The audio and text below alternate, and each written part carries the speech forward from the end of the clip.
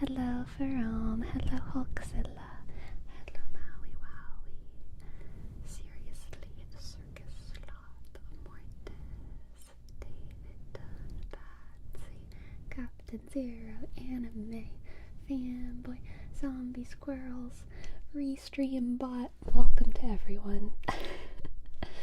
Welcome, welcome, welcome. How are you all doing? Update the category. I haven't even done anything though. Okay, I'm gonna need this must be a restream thing that I gotta do. Thank you for okay. I think it should be good.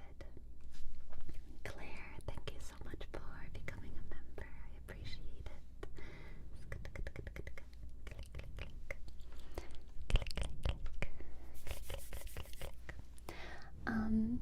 I wasn't really. I'm gonna lower my seat. I feel like I'm too tall right now. That's better.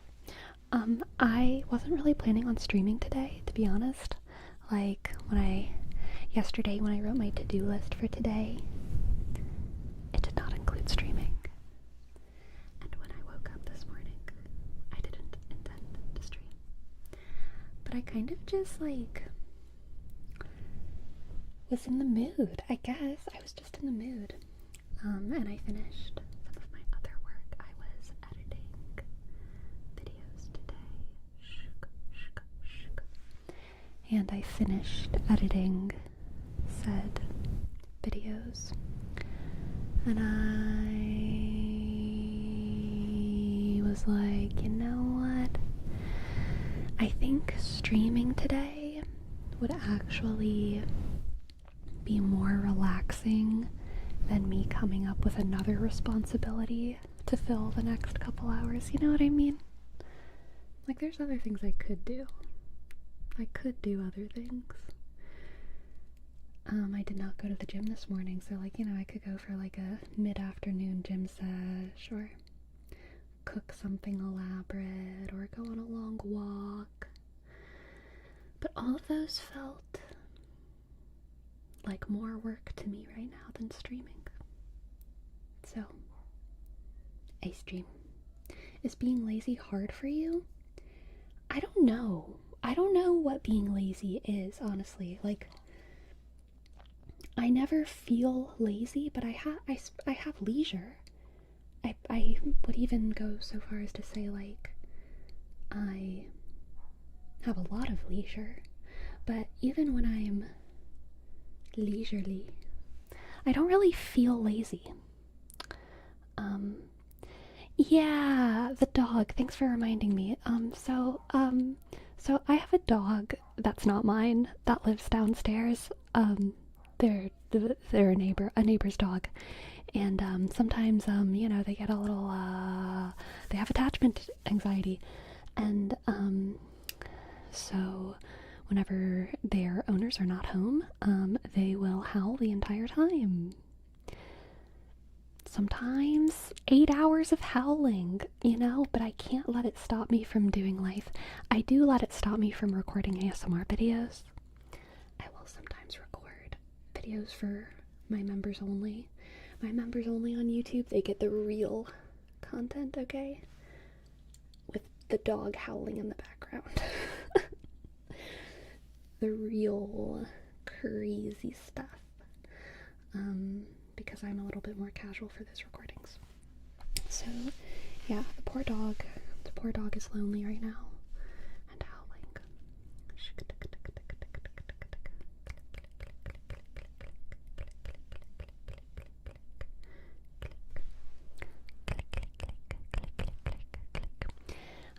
I have known many dogs in my life who've had attachment anxiety, and I think it's possible that I grew up with a dog that had attachment anxiety. I had two little dachshunds when I was in elementary and high school, and one of them was very carefree. The disabled one was a forever puppy, and she She didn't have attachment anxiety. She was just happy to be alive. But the one that was less disabled, but still disabled, differently abled, had a lot of anxiety. And I was pretty sure her name was Mara. She was the older one. Her full name was Selena Delmar. Selena Delmar. Selena Delmar. But we called her Mara. She was the little runt of her family. She was a miniature dachshund. Both of them were miniature dachshunds. And she had on her back set of legs, her knees were too high. That was her disorder. So she kind of looked like a hunchback. It wasn't super obvious, but you know how when dogs are kind of afraid, or when they're like shitting, they like arch their backs? Her back wasn't that arched, but it was like 30% there, like all the time. That was kind of what she looked like. And she was so tiny. I mean, even for a miniature dachshund, because she was the runt, right? So she was just so tiny. Poor dog. It didn't seem to hurt her that bad.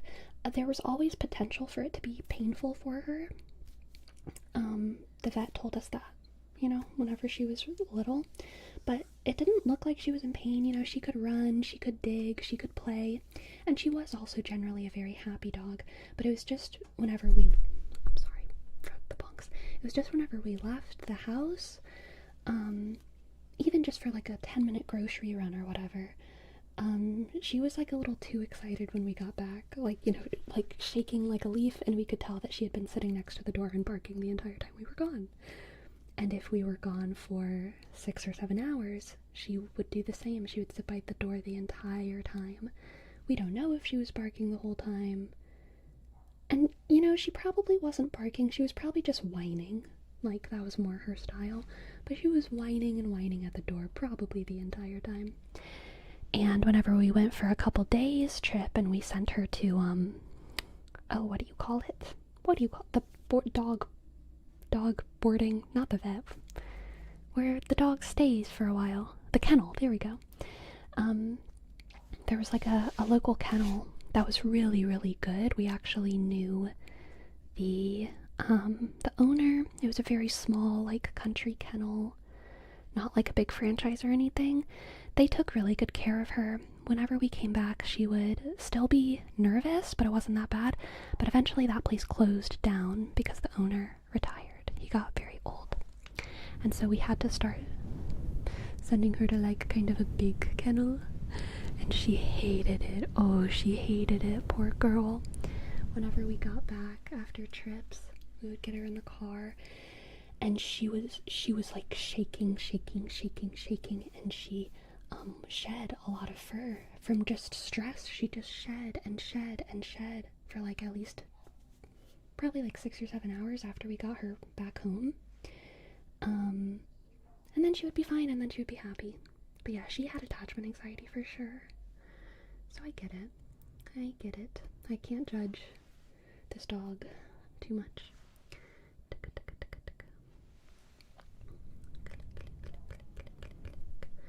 That must be scary. Was she used to being around many dogs? I mean, we took her on walks outside with other dogs, but like living with other dogs, probably not. Probably not too much.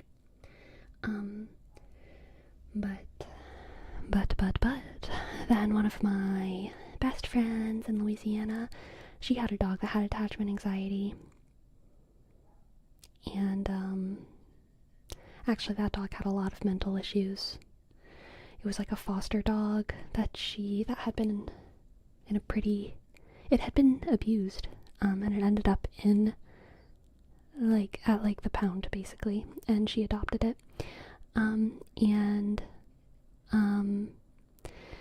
that was actually a really sad story. I wasn't actually expecting to, like, get sad this stream, but,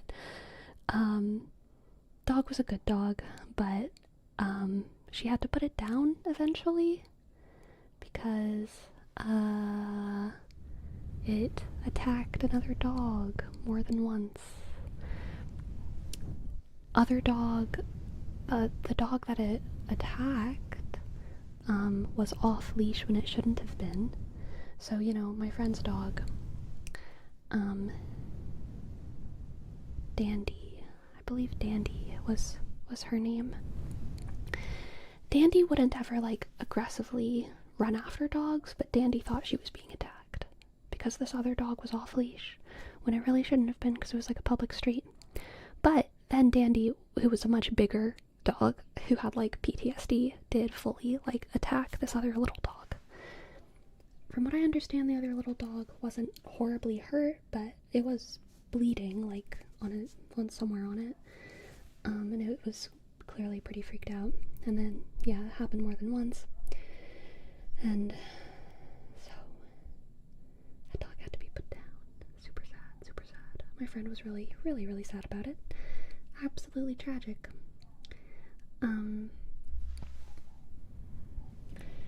Yeah.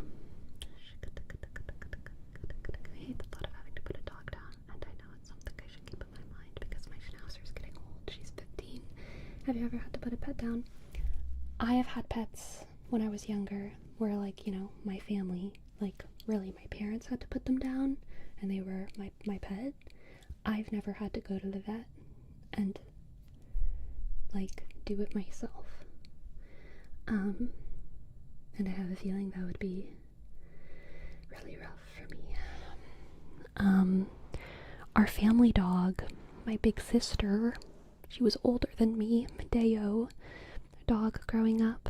Thank you for the subspace jump. Thank you. Deo was my big sister, and I loved her so much. She was a mutt, but she had a lot of golden lab in her, but she also had a whole bunch of other stuff in her. And my mom adopted her from the pound whenever my mom was like young and crazy. My mom, I don't think she would mind me telling this story, so I will. But this was at I have a feeling this was at kind of a lonely point in my mom's life. Very early on in her marriage, and my dad was really, really, really busy at the time, because he was doing school basically. But I have a feeling, my mom didn't give me this particular detail, but I have a feeling she was at a lonely point in her life, because they were also unmoored from their home while my dad was at school. So, you know, she was in a big city that she wasn't very familiar with, and her husband was always busy and all that stuff. And she had a dream one night that there was a dog she needed to save. So she just went to the pound like the next morning and got Deo without my dad's permission. And Deo was very sickly.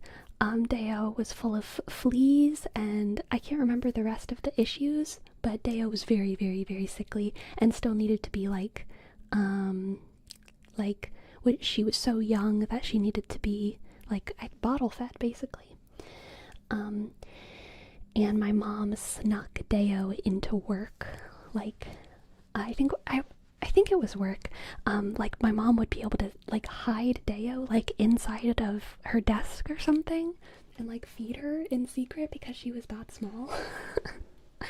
I don't know where my mom was working at the time or how this is possible, but this is the lore that my mom's told me. Anyway, Deo was a couple years older than me, and she did eventually turn into a small big dog.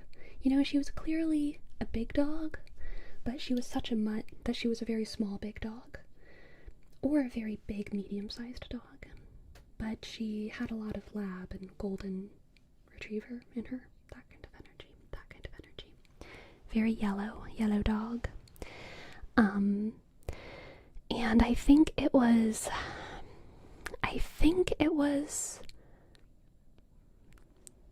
third or fourth grade. So when I was around 10-ish that we had to put her down. Yeah, I think that lines up about right. Maybe a little older, maybe I was 11. And she got pneumonia. she was getting old. She was getting real old. I think she was 14 or 15.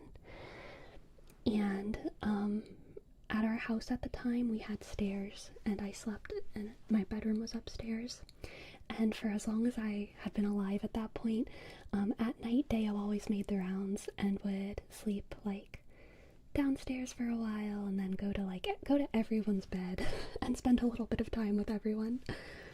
And then probably around the time, probably like 1 or 2 years before she passed, her legs started like giving out on her sometimes, and so walking up the stairs became really precarious. And like really the first sign of like, oh, Deo's really getting old was when she started falling down the stairs in the middle of the night because she wanted to come sleep with us. And it was so sad. Like, we had to put a gate on the stairs so that she wouldn't fall down the stairs in the middle of the night. And that was probably about a year or two before she really got sick. She also started getting tics. I don't know if that was just sort of neglect on my dad's part. Countryman. With her medications, I don't know, but I know that she started getting tics. But we turned it into a bonding family experience of like sitting around the fire and picking ticks off of Deo. I don't think that's a getting old thing. Carpe diem. I think that was just being country folk. But yeah, we would like sit around the fire during winter or whenever and pick ticks off of Deo. And she was just so sweet. She was such a sweet, good dog. She was so good, so good, so good. But then she got pneumonia, and that was what really did her in the end. And I wasn't there when she was put down, but I was late to school that day because we had to get her in the car, because right after I was being dropped off at school, my dad was taking her to the vet for that. So she was in the car, you know, we were in the car together when she was on her way. And that was sad. That was sad. But it was also like, you know, she was old. She was old, and I understood.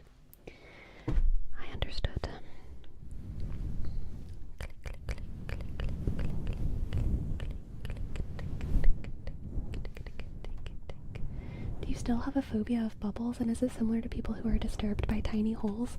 What a specific question, El Cacao. Yeah, I really wouldn't call it well, it depends on how you think about the word phobia. Because I think people who are familiar with that word already understand this, but I think a lot of people who aren't as familiar might not. I'm not afraid of bubbles, but I'm kind of disgusted by bubbles. I don't know why. And that has been since I've been a child. I'm like, like very early memories of my life are like not wanting to drink something because I can see bubbles on the top. Like my parents pouring me a glass of milk and like there's bubbles, and it's like, oh, I don't want that in my mouth. That's disgusting. I don't want the bubbles in my mouth. Or anything foamy, like, I really don't like it when I can taste bubbles. Like, I don't know why. Oh no, that's not true. I understand that other people just don't have this thing, so I would assume that's why. But like coffee with some kind of foam on it, like ruins coffee for me. I would never want foam on my delicious cup of coffee. So yeah. I don't like bubbles, but it's not like a debilitating disgust. Like, you know, if I have a drink that has bubbles, you know, I'll just pop them and then it's fine. It's not that big of a deal. It's not that big of an issue. But yeah, I am disgusted by bubbles, and I do think it's probably very similar to the trypophobia, which is like small holes. And I have a touch of trypophobia, but you know, again, it's like not debilitating. So yeah, I wouldn't really try to claim that for me. There are probably bubbles inside you though.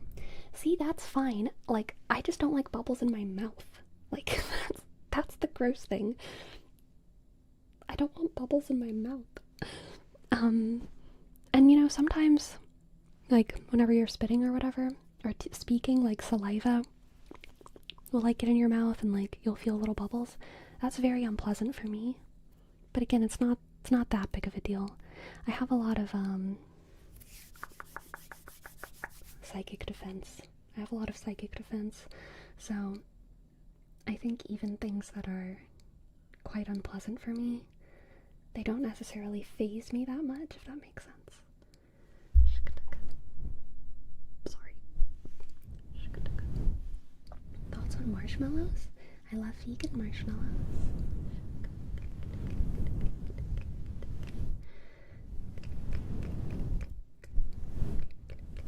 Have you ever experienced trypophobia growing up in a bayou? No, the bubbles thing, though, yes, sometimes in the swamp, there's bubbles, and I don't like those. Those kind of gross me out. But not a big deal. Welcome, Benji. Welcome to Twitch. Thoughts on toasted marshmallows? Now those are good. Those are good. Can y'all let me know if the audio levels between my two mics are the same? Like if I whisper, like, or soft speak, like right here, and then I soft speak right here, is it the same volume between the two microphones? Because I know last stream there was like an issue where one microphone was louder than the other one. The left is lower. Oh gosh, I'm gonna be directionally challenged. This is my left. Is this one lower? Just tell me if this one. Okay. This one is too quiet. This one is too quiet. Okay. I just notched it up just a little bit. I notched this one up just a little bit. Testing, testing. And now testing, testing. Testing, testing. Testing, testing. Testing, testing. Testing, testing. Still a little bit. Okay. I did it just a little bit. Just a little bit. Just a little bit. Just a little bit. Just a little bit. Just a little bit. Just a little bit.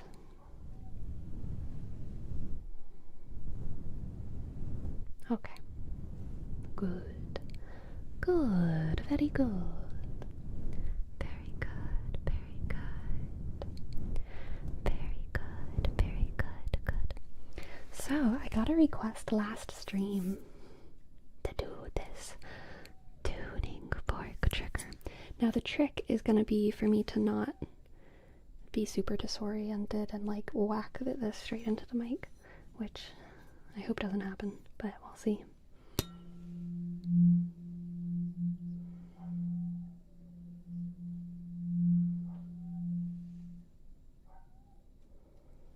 Does the dog enhance the experience?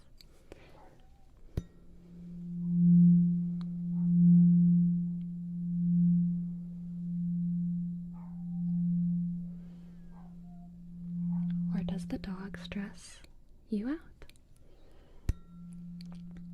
5, 4, 3, 2, 1. 5, 4, 3, 2, 1. 5, 4, 3, 2, 5, 4, 3, 2, 5, 4, 3, 2, 1. 5,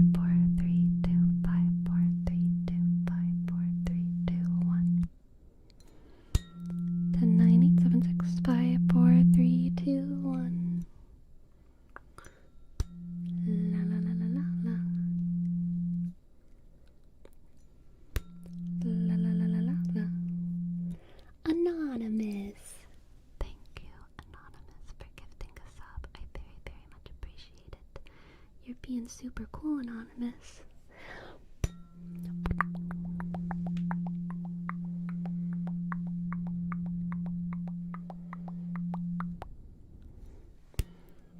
Whoa, whoa, whoa, whoa.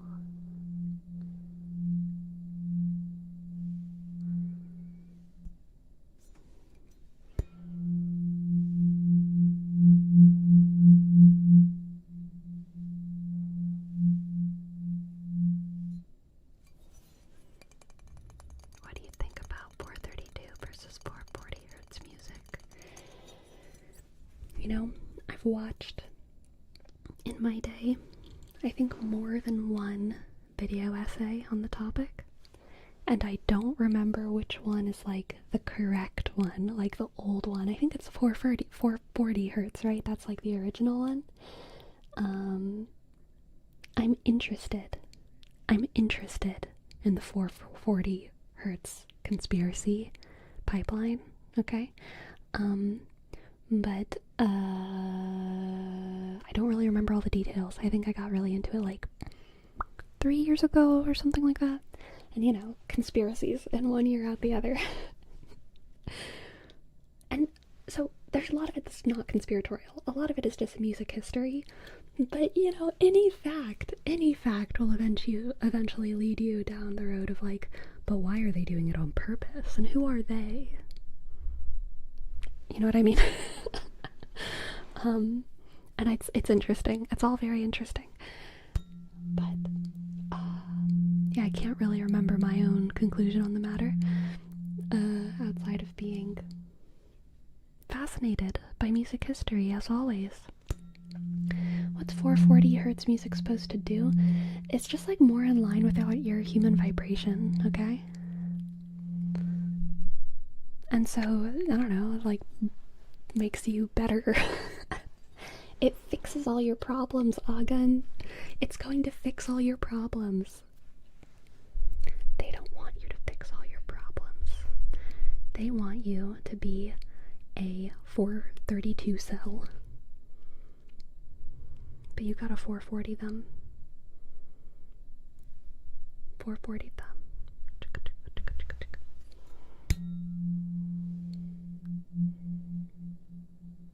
Helps with your gastrointestinal regularities. Hell yeah, it does.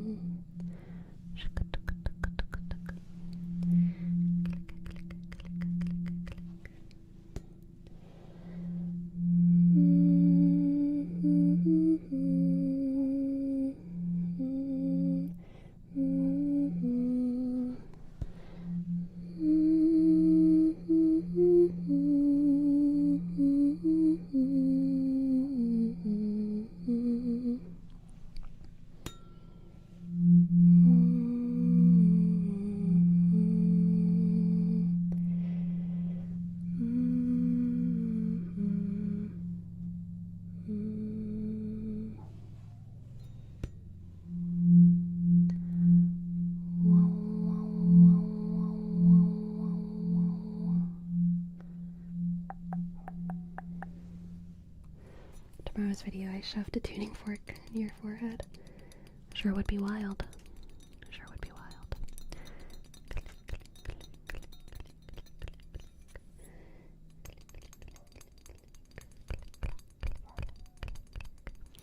That dog's so sad.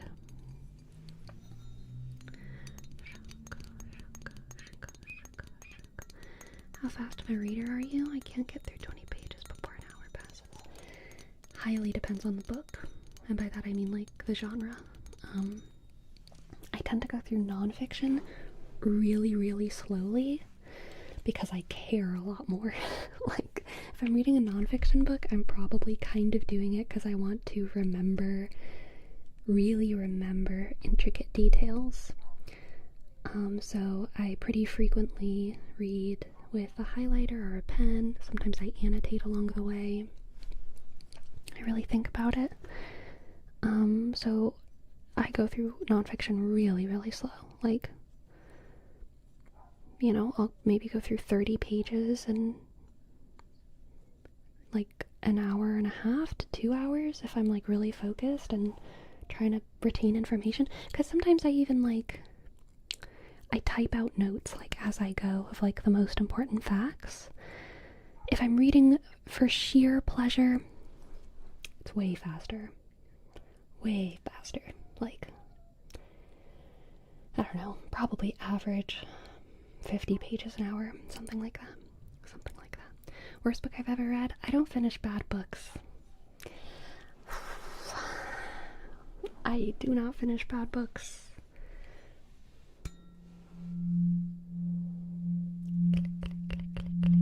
You like Brandon Sanderson's books, don't you? I loved Stormlight. Oh yeah, and I fly through Brandon Sanderson. Like, it actually blows my mind how quickly I can fly through those. There's a new ACOTAR book?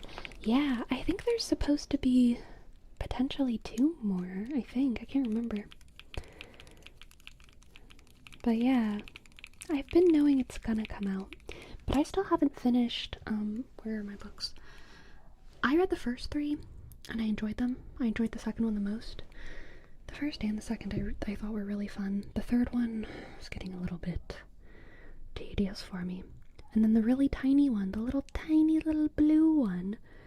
Y'all, I can't get through it. It's so boring. While reading this book, I've read like 10 other books. So I just can't focus on it. And I've restarted it like twice. It's the kind of book I should read in one day, you know? Maybe 2. And I just can't. So I haven't even started the big orange one. Click, click, click. Is there a book that you reread as a comfort read? The Percy Jackson series, I've read way too many times.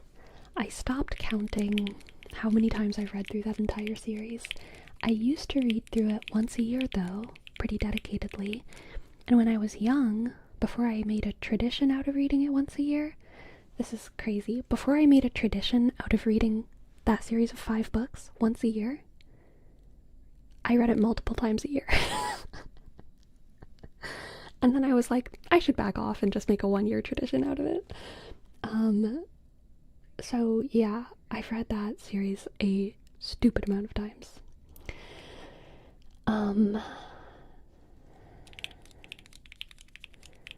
Other than that, I've read the Warrior Cats series, the first 3 arcs of it, more than once. Don't, like less than 4 times though, probably like 3 times. Hello Saket, welcome. I've been well.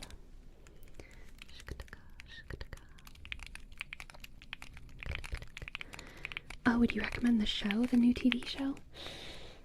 Would I recommend it? It's not a good show, no, I wouldn't recommend it, but it's fun. Like, if you have nothing else to watch, it's a good thing to watch while you're like making pizza with your family or something, you know? It's very inoffensive and pleasant, and it doesn't make you angry the way that the movies made you angry. It has a lot of soul in it, but it's not like a good show, in my opinion. The books are way better. I did watch for the first time The Night of the Seven Kingdoms finally. Like last week, I watched that whole show. I think it was last week, yeah. And I really enjoyed it. I thought it was good. Where would you suggest to start with reading Brandon Sanderson? It depends on what type of person you are, but personally, I would suggest starting at the beginning of the Stormlight Archive, The Way of Kings. I think it's one of his most solid works. Like, everyone loves it. The only people who would suggest differently are the people who want you to start off with a lower investment, and in which case they would usually encourage you to start with the Mistborn series if you just want a smaller book, because the Mistborn series is very, very good. In my opinion, it's not as good as the Way of Kings, but it is very, very good, and it is shorter. So, yeah.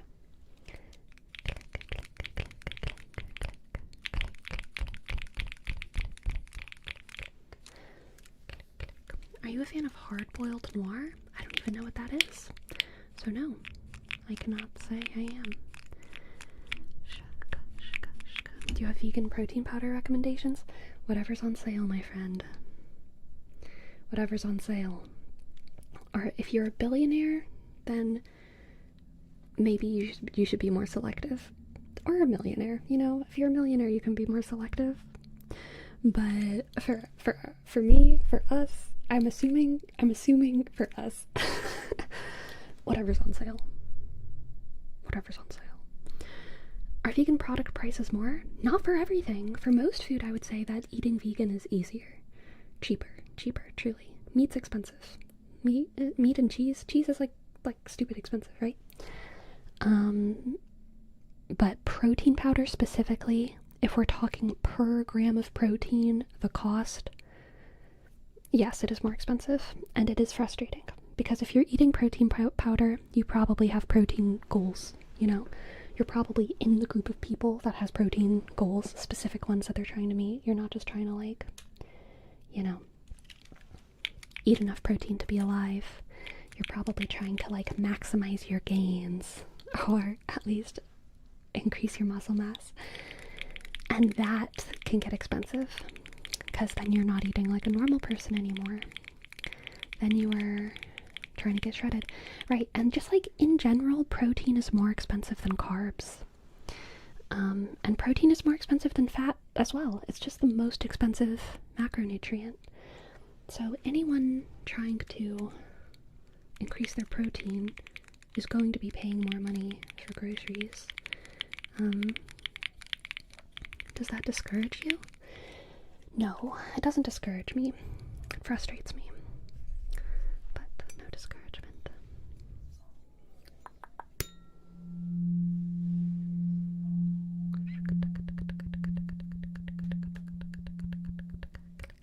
Hello, Isolated Matrix. Welcome in, welcome in, welcome in.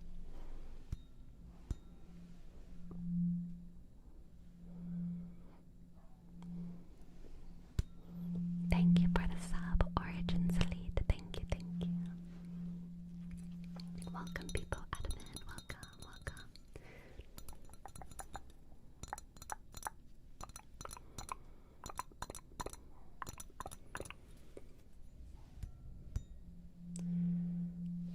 I've been making seitan for vegan protein, but I'm not the greatest at it.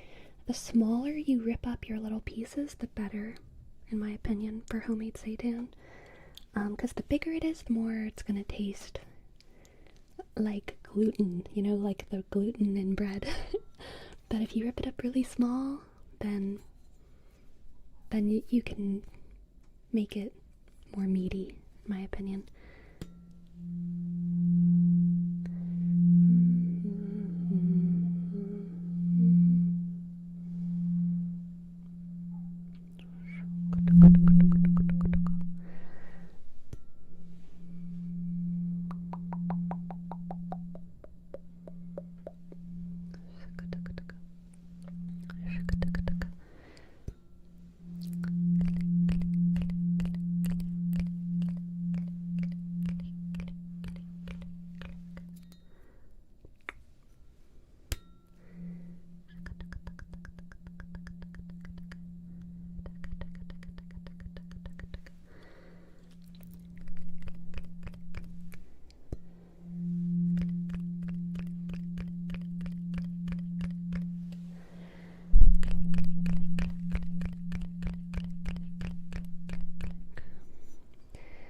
idea of sitting at a gym and doing the same things over and over honestly very boring. It drives me nuts. I love how boring it is. Oh my goodness. It's so relaxing for me, honestly, like lifting heavy, because I don't have to make any choices. I have to make so many choices every single freaking day. Oh my god. Too many choices. And I get choice exhaustion. And when I go to the gym, it's like time where I just get to do what I'm supposed to do. I just get to do what I'm supposed to do.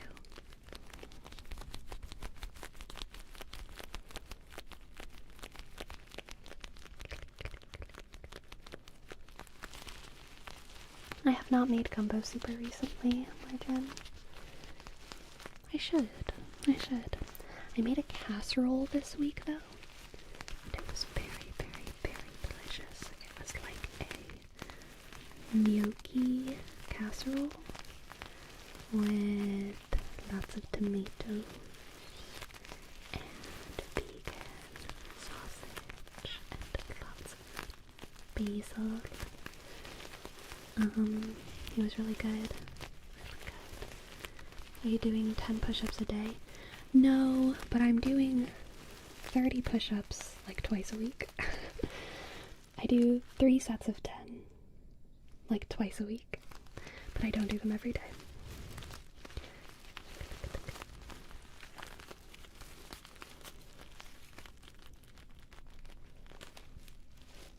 Oh my goodness, Shantae saw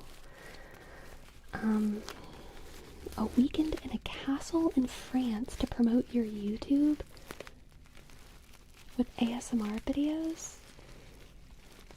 Yeah. Of course. Obviously, I think I would need more details. But heck yeah, France has been on my bucket list for a long time. There's lots of ruins in France that I am really interested in.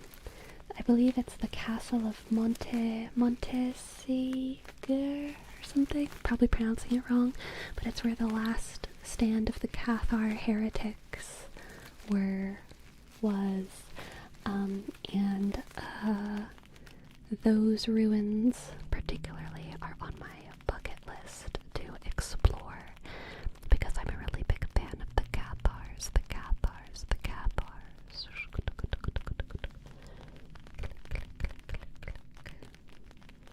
Hello, Broke Boy Diesel. Hello to France. Hello. It's the Count of Monte Cristo. So true.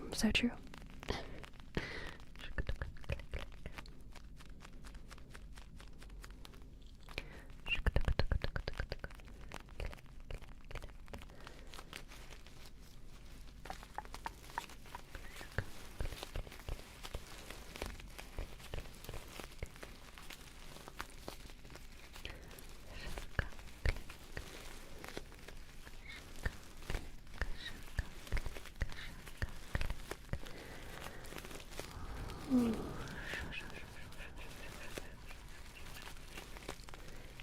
cat. Welcome. Thank you for watching my videos. Love your castle tastes. Carcassonne is pretty cool to see too. Yes. I've always wanted to visit Germany and see all the different castles. Germany's chock full of them. Absolutely. How do y'all feel about the ethics of YouTubers going into the catacombs of Paris? I feel weird about it, but also like I'm glad someone is going. But okay, I don't know. Sometimes I feel like YouTubers just don't have the right attitude in these places. Don't disrespect the dead. Yeah, kind of exactly that. Like the catacombs of Paris. Most of Europe. So interesting. Fascinating. But I think a lot of like trained journalists, anthropologists, archaeologists, production companies, I think they handle these topics with a lot more reverence and sincerity. And I really like small media, supporting small media, right? So I want to support YouTubers.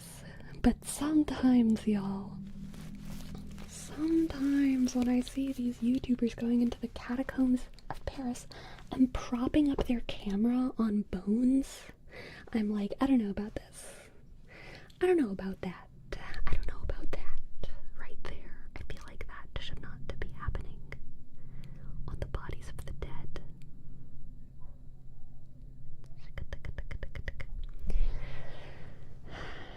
YouTubers going to North Sentinel Island. Oh my god, yeah.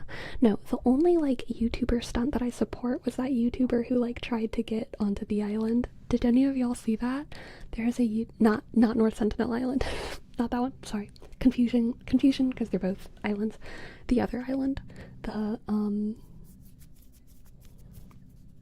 it's called St. James, right? St. James Island. I can support that one. I think that was a fine thing to do. Using a dead body for views is genuinely wild. Yeah, no, I'm not okay with that. Not okay with that. I'm glad it's being documented, especially for what's typically a large audience, but I'd much rather it be done by professionals and not 4 random guys with a camera and a tour guide. Yeah.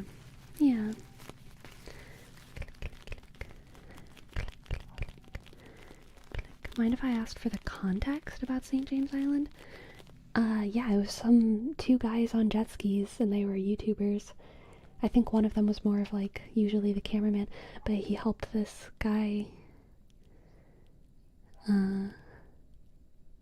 get onto the island and kind of run around and film for a bit.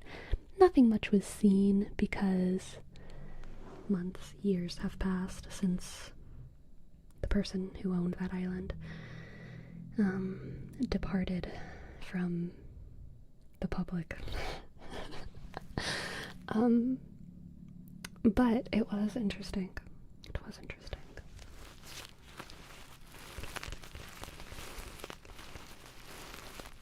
Is the chat on screen, the chat from Twitch? Yes it is. Yes it is. Twitch has a rule where you can only display the chat from Twitch, even if you're multi-streaming. So I'm reading YouTube chat. I have a combined chat where I can read both.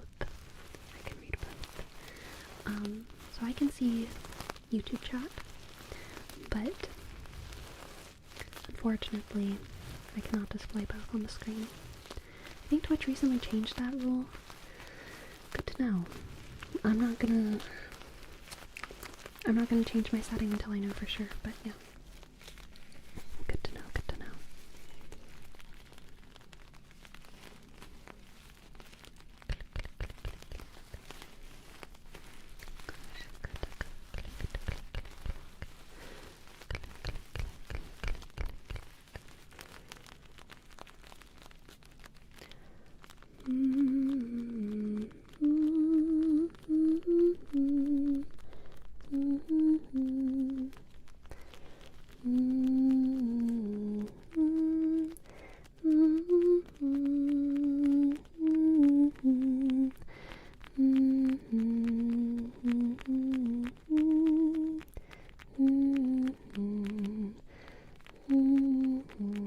You have a beautiful nose. Thank you. I appreciate it. I get my nose from my dad's side of the family. My mom's side of the family has a different nose. I really like the nose on my mom's side of the family, though. They really do all have it. And I felt like the black sheep growing up with this nose, let me tell ya. But I've grown into it. I've grown into my nose. As with most of my face.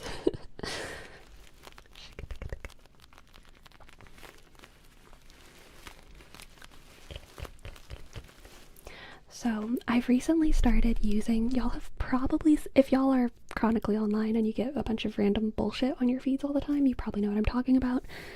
But if you are normal, then you probably don't. But they've made these things that they're like magnets that can open up your nose.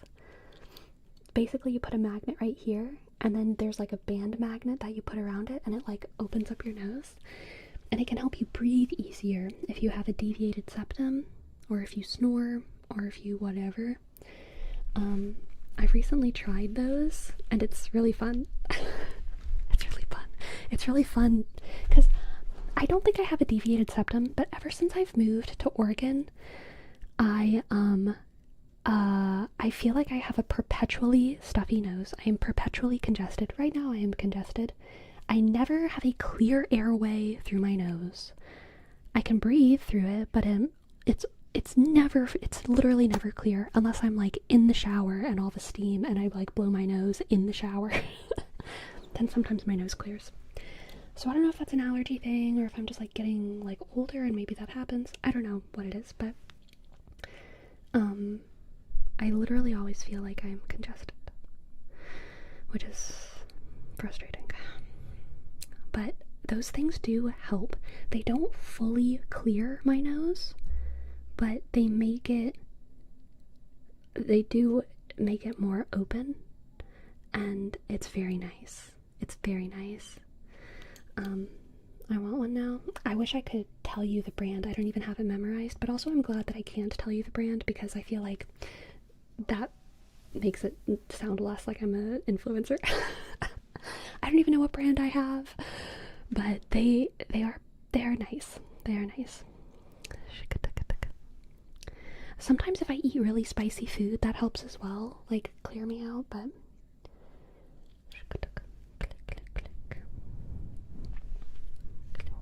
is it the moisture in the air that helps? I really don't know. Like, I'm not sure if it has to do with the climate or if it has to do with the plants. Part of me really does suspect that it's like an allergy thing. And like, you know, because some allergies, you just have them if you haven't grown up around specific types of pollen, right? And so like maybe I just am not good with the Pacific Northwest pollen. I don't know. I've really been enjoying the variety in your videos. Oh, thank you, Gray. Thank you. I enjoy the variety of my videos. Sorry. I would get bored. Truly, I would get bored if I didn't keep things interesting for myself.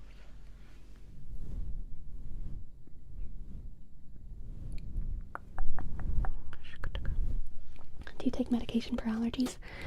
No, I don't. Because I don't have like an itchy nose. I don't have an itchy nose. I don't have like, at least I don't think I have like eye symptoms. Oh, you know what we should talk about? We should talk about mold poisoning. That sounds like a fun thing to talk about. So, mold poisoning exists, okay? Mold poisoning, sometimes I feel like I'm going crazy. But like mold poisoning exists.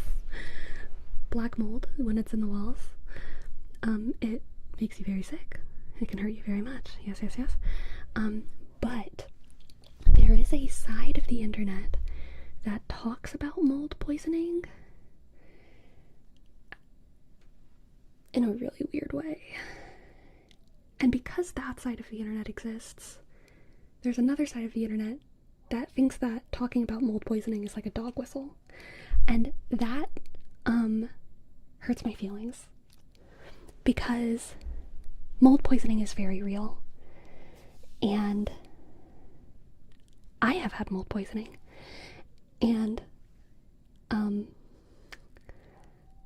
I sometimes feel hesitant to talk about it. Because I don't want people to make assumptions that I'm about to be a carnivore. Also, it wasn't that bad and I recovered eventually. I recovered when I moved because I wasn't around the mold anymore.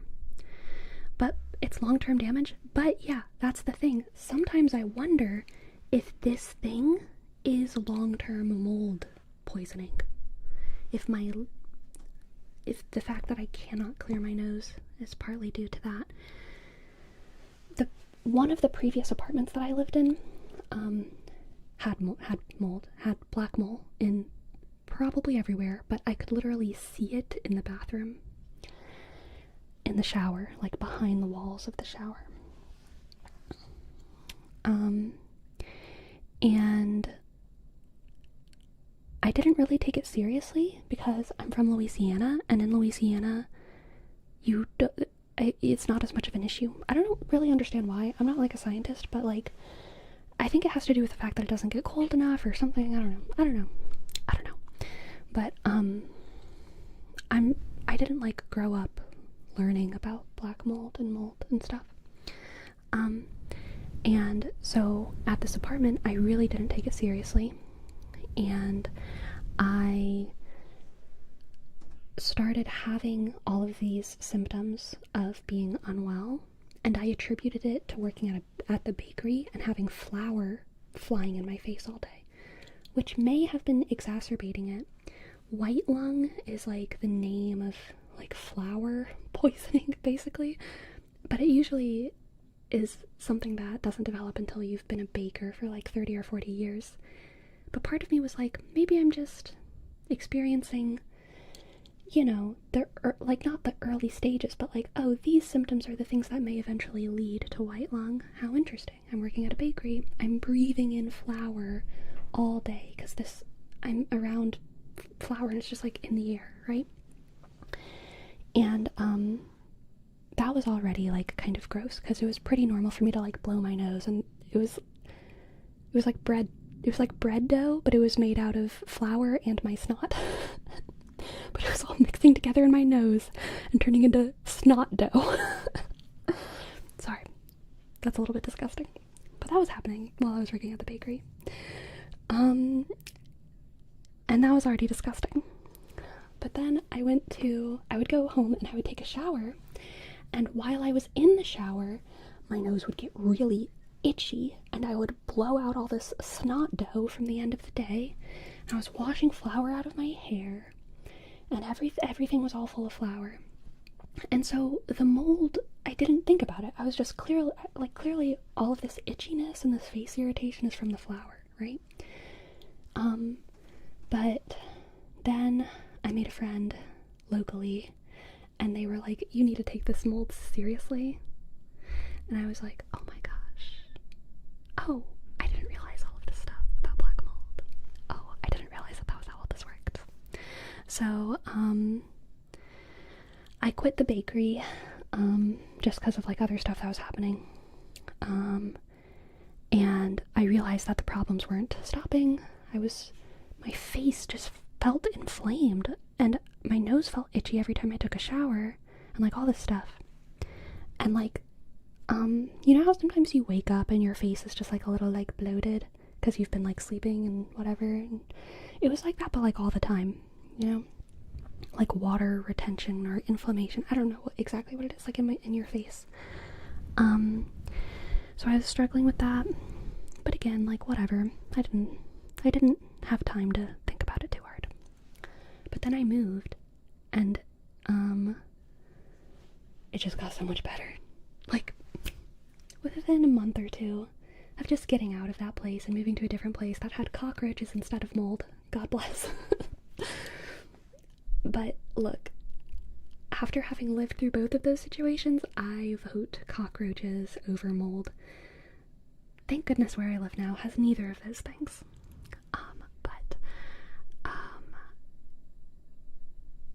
Yeah, so much of that cleared up, but my nose still has never fully cleared. And when I moved into that place was when I moved to Oregon. So part of me is like, I don't know if it's me moving to the Pacific Northwest. I don't know if this is a Pacific Northwest system or like a black mold symptom from like at this point, like gosh, like 4 years ago or something. Maybe, I think like 4 years ago. But yeah, crazy stuff. Is it all the time or certain times of year? It's pretty much all the time. It's all the time. All the time. Mold symptoms really vary and can be very different from person to person, but respiratory issues are a common one. Yeah. Maybe it's an allergy. Yeah, that's what I'm thinking. That's in the running for the possibilities.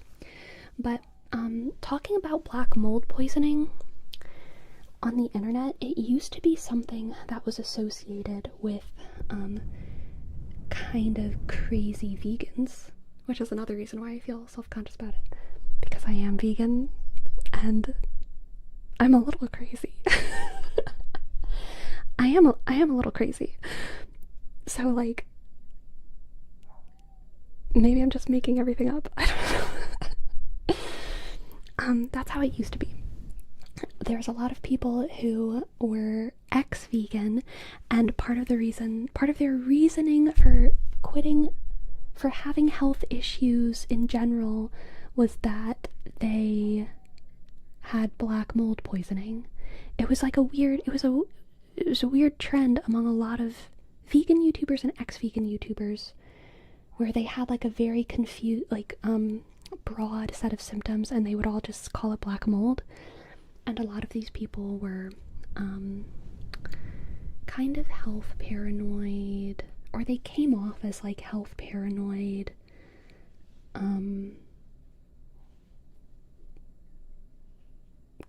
like less sane people. I'm gonna be real though, I feel a great camaraderie with the less sane YouTubers. Like, some of these people have done things that I don't agree with, but when it comes specifically to like being paranoid about your health and not getting on with like institutionalized medicine and making up like weird like issues and trying to solve your own problems, blah, blah, blah, I get it. I totally get it. And I can't even like besmirch these people for being open with their audience about what they thought they were going through. But it was like it felt like a trend. And kind of like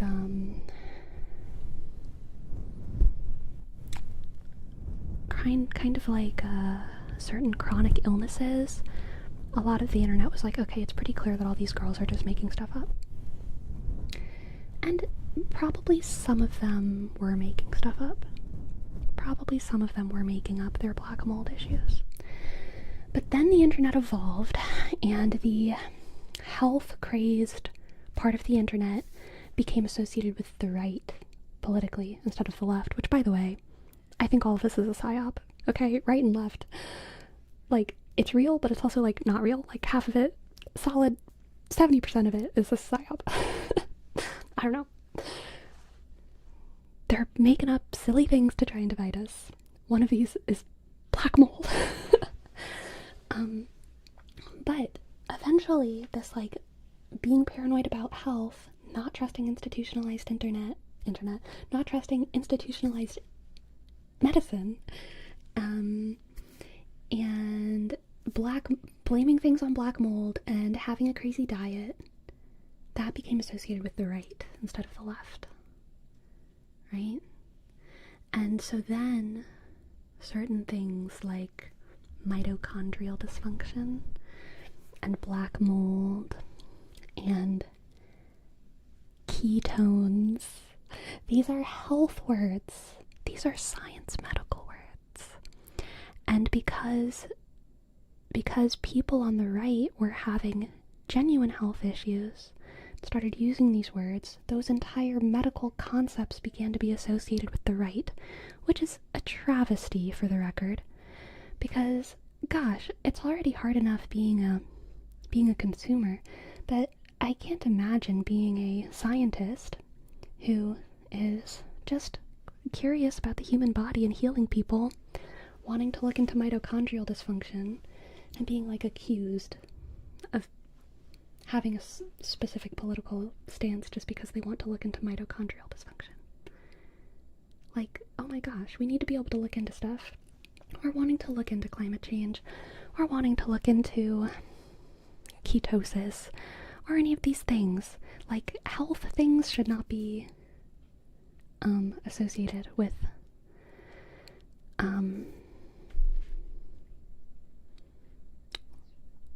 things that have nothing to do with health. I don't want to say they shouldn't be political, because I am also kind of the mindset that like everything is like politics is kind of an all-encompassing thing in our world, but that doesn't mean that we can assume things about other people, you know what I mean? Like, of course health is political, like, of course, like, our fucking hair lengths are political, like, of course it is, because that's the world we live in. But you know, we just need to be listening to people whenever they're in pain, and not letting the psyops get to us. That's how I feel. We can't let the psyops get to us. And I hope all of that made sense. I feel like I was kind of rambling.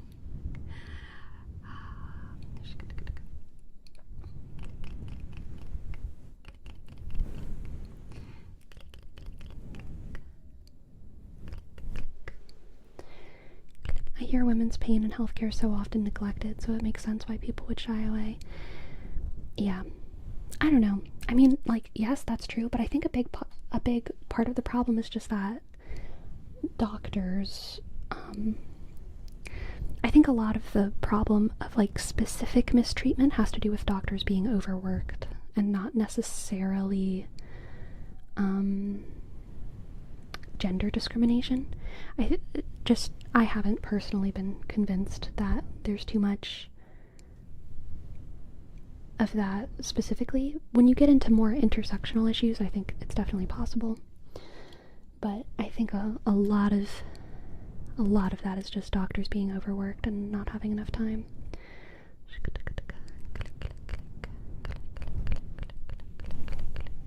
I think we should disassociate those kinds of topics from politics. We should be able to look into whatever we want without having assumptions of political alignments.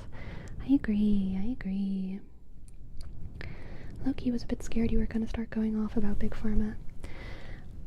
No.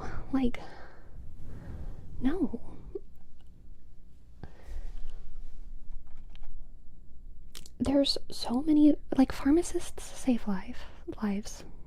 Most of what pharmacists do is save lives. Of course, there are people with profit incentives that are corrupt, and Big Pharma has also killed people. But the problem isn't like that Big Pharma exists. You know? You know what I mean?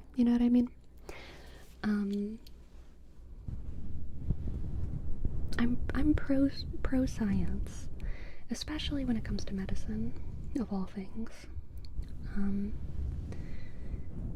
And I wish there were better motives within our like economic and medical system that could kind of defend us against specific sorts of corruption, but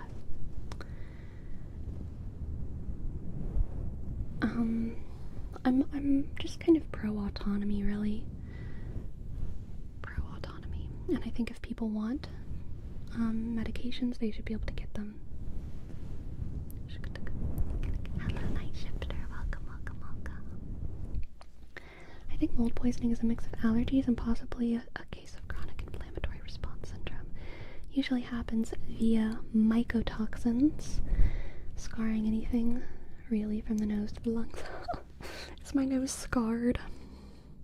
Shucks.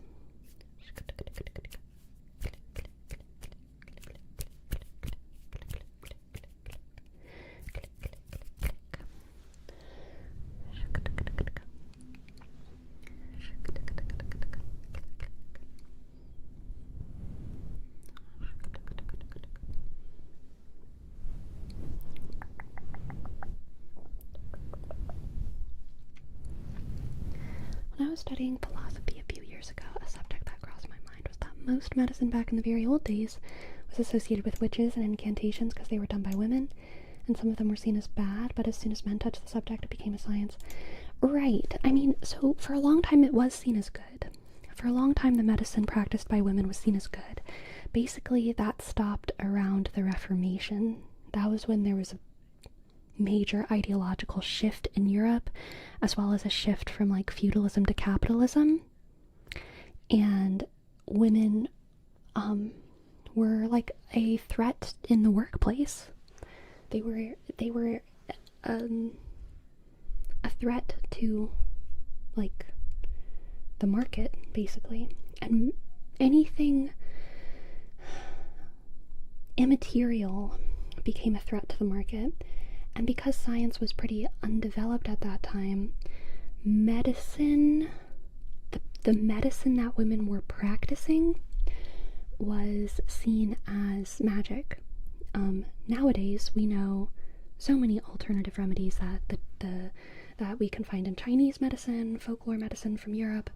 All these things have scientific causation behind them, right? Like there's mechanisms, and the doctors using these types of like herbal remedies or massage or like whatever, using these things, they didn't always understand the mechanism behind them of why they cured the human body, but they were helping the human body. And so what they were doing was kind of seen as magic. magic is a threat. Anything that's seen as magic is a threat to capitalism because, like, the kind of core principle of capitalism has to do with, like, working and sacrificing and doing something in order to get something, like, back. It's not just capitalism. I mean, really, that's just kind of, like, I don't know, like monetary theory, like the basics of like monetary theory, even outside of capitalism, right? But magic has more to do with doing less, like doing not a lot in order to get a big return.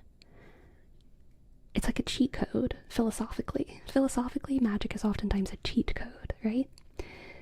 So magic is a threat to that, like, capitalistic system that's being formed. And so, yeah, it's also pretty antithetical to, like, the Protestant work ethic. But that is theorized by some anthropologists to be a core reason kind of why the witch burnings happened.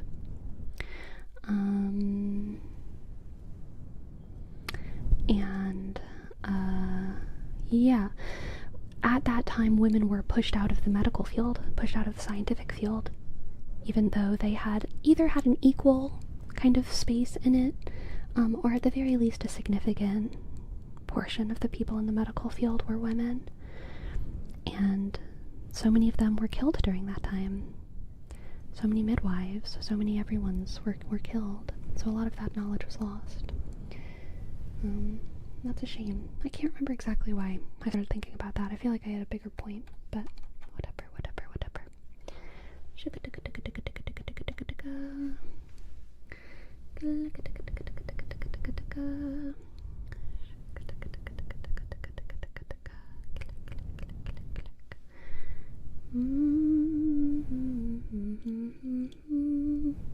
Go through a smooth pebble in a mountain stream every day and you will be cured, aka go get some exercise in the fresh air. Yes, exactly.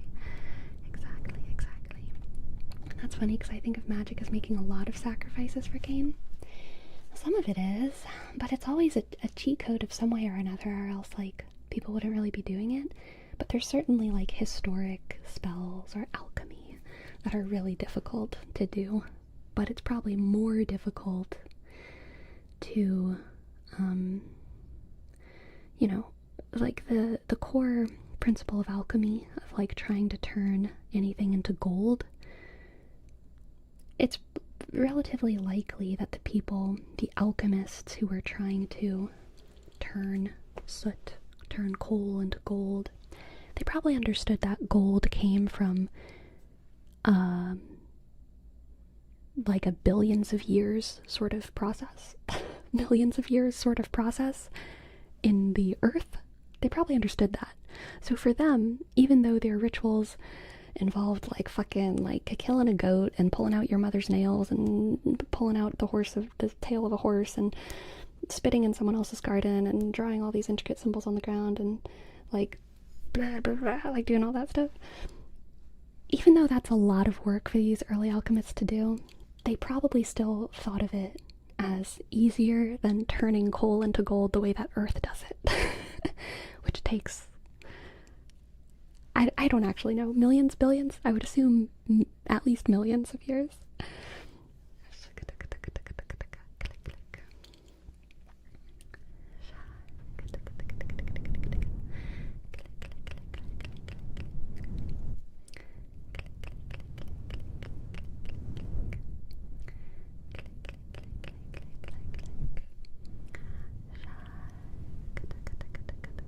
Gold isn't made in the earth? I don't know, science.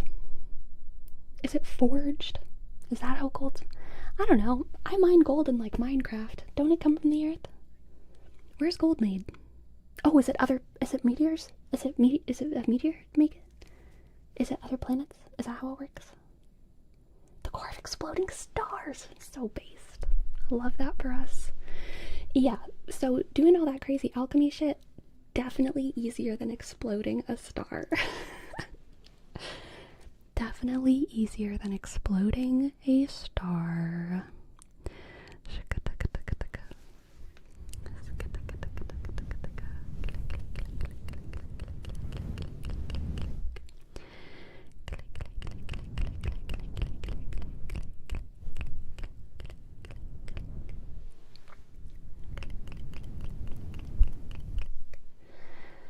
Click, click, click, click, click, click, click. What got you so interested in astrology? I've truly always been interested in it, but I didn't really start getting into it. I guess until about 2019 or 2020. That was when I really got into tarot. Tarot was my gateway. I also grew up with tarot because my family does tarot. My mom does tarot. But I never really made a point to like fully memorize all of the cards and like all of that stuff until about 2019.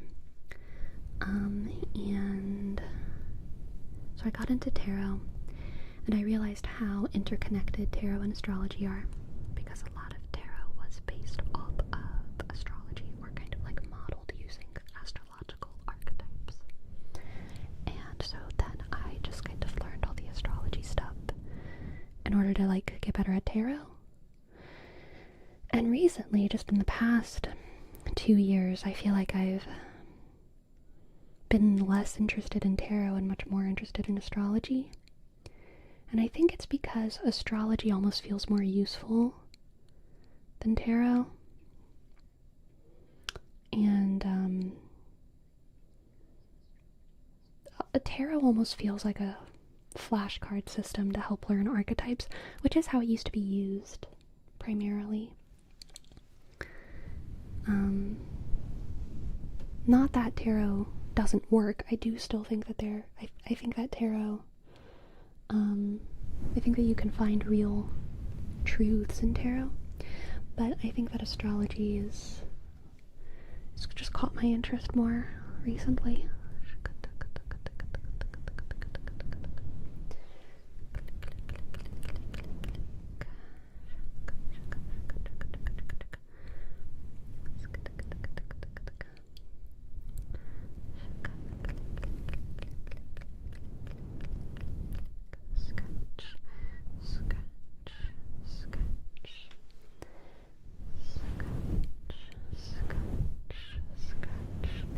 I think tarot is just a vessel to understanding concepts we already have in our subconscious.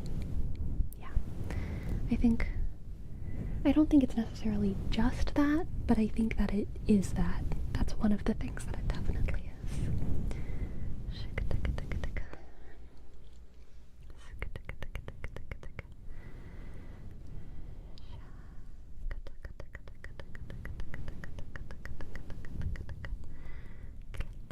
Thank you, Lando. Thank you so much for your tip. Thank you, thank you.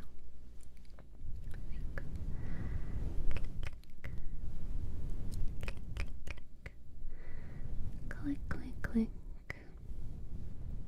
What games are you playing right now? Basically just Hearthstone Battlegrounds. I haven't really been playing anything except for that recently.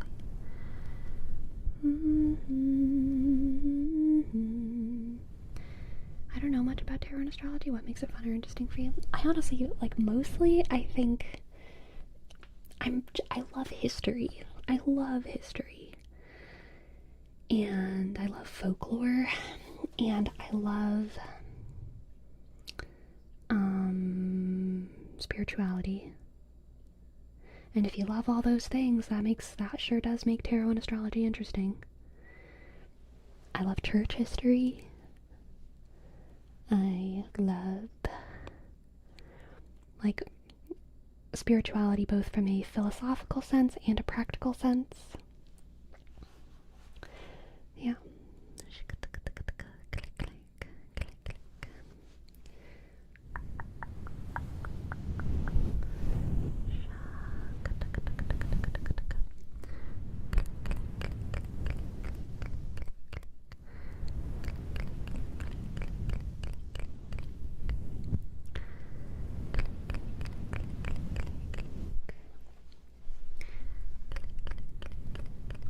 Do you still enjoy squashes?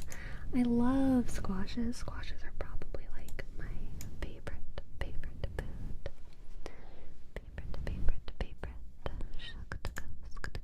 but I pretty much only eat squash during like the fall or the winter, like when it's in season, really.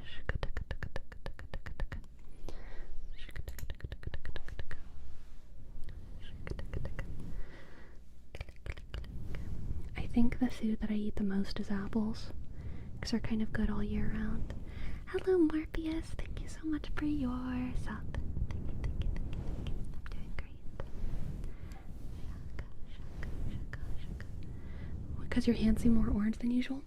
Girl, it's carrots, probably. I've been eating a shucks ton of carrots. But, you know what?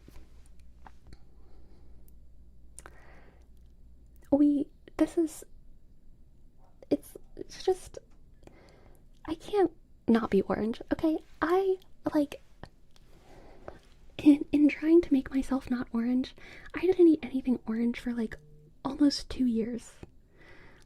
Which was so painful for me, because I love orange foods. Orange is my favorite flavor, vitamin A. I just love the way vitamin A tastes. And I don't think I was any less orange, personally. So, you know what? I've just started indulging in all of my favorite orange foods. And whatever, okay? Whatever.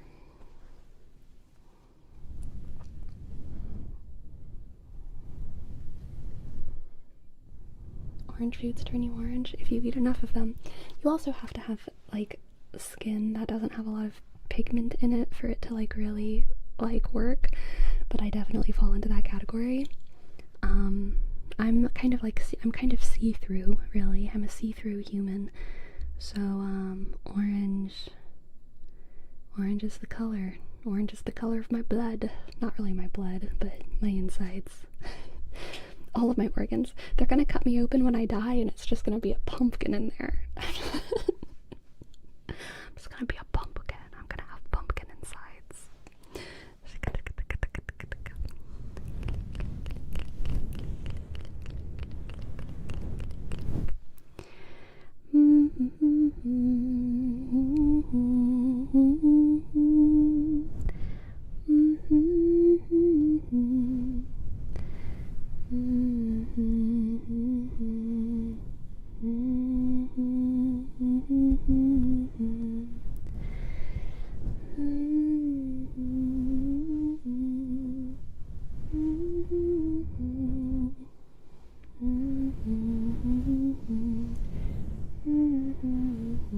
How many apples did you eat today?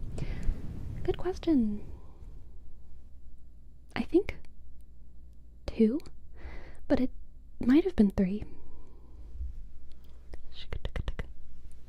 Did you ever do a color analysis? No, but I want to. That would be so fun. I would love to do a color analysis. I think that would be very, very, very fun.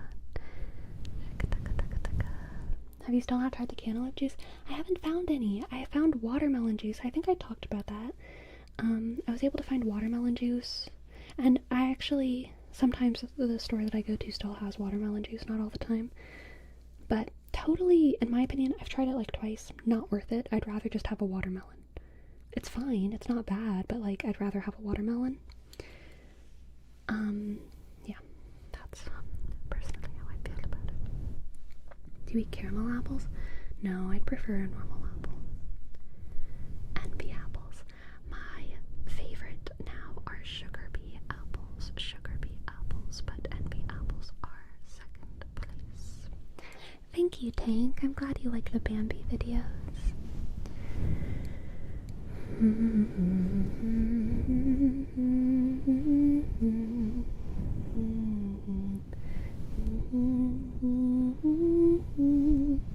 Mavericki, your theory is what most astrologers believe, like, canonically.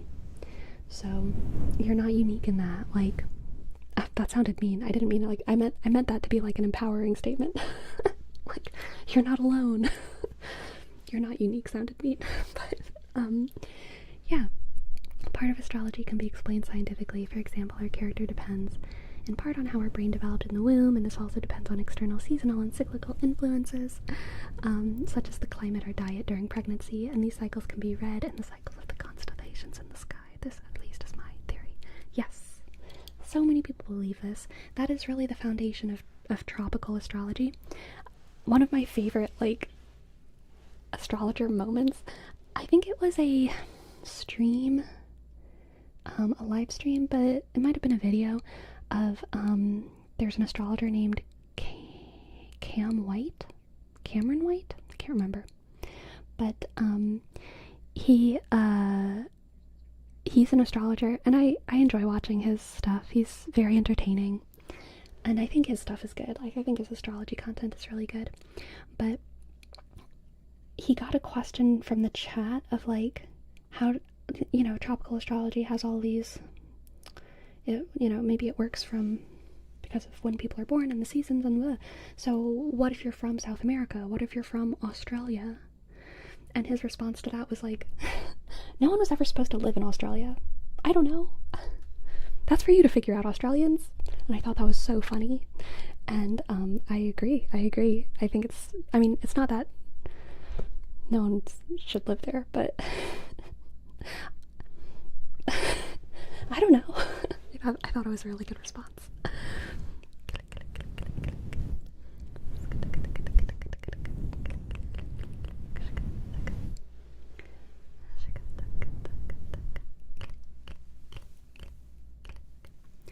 And this kind of wraps into what you were saying. The person, Mavriki, who was talking about astrology having to do with the psychology of being, of your psychology being affected by the womb, your experience in the womb, and during the first months of your life. And it's something that I've thought about a lot, which is just like natal psychology. How much your experiences in the womb might affect your personality and like your soul. And also humans, even out of the womb, our frontal lobe isn't developed until our mid-20s. We're usually pretty, we're pretty smart by the time we're 13 or 14, but we're pretty dumb before we're like 4 years old. And then after that we're like a little smart, and we get smarter and smarter. And that's like a really integral part of what it means to be human, is having memories in our head of what it was like to be less developed, of what it was like to be small, of what it was like to literally have to climb into a bed, even if you don't have those memories consciously. And when it comes to AI having a soul that is comparable to a human soul, if it ever were to develop that, I think like a major ingredient of that is having the experience of like gestation. And it's also one of the reasons that I worry about artificial wombs, because I think our psychology is affected by our experience in the womb, by the voice of our mother, by the pheromones, by hearing the world around us. And I'm pro-science, but I think we need to be so careful about the experiences that we put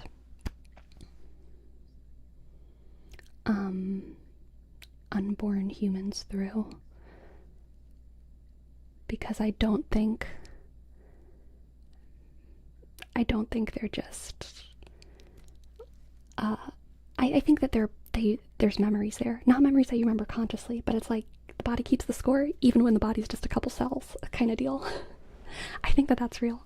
I think that you have a physical memory of every experience in your life, and especially the ones that you were having when your brain was just beginning to form. I mean, we already know, based on like psychology research, that your personality is pretty much mostly developed before the age of 5, between the ages of like 1 to 5, right?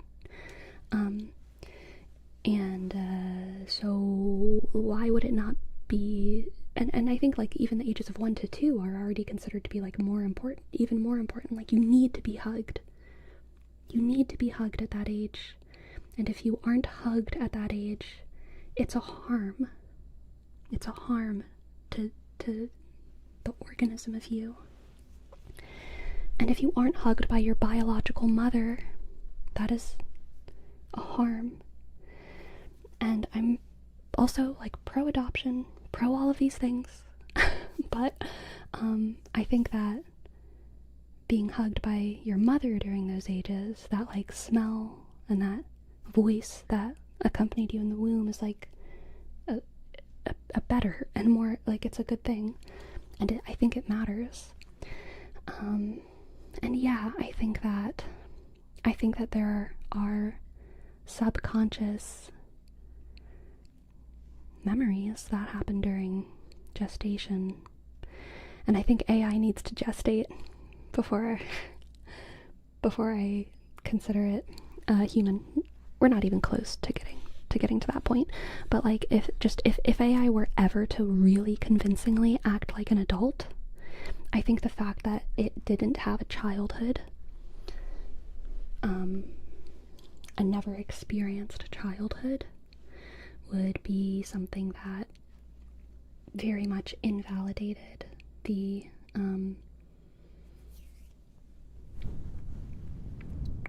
categorization of that AI as human.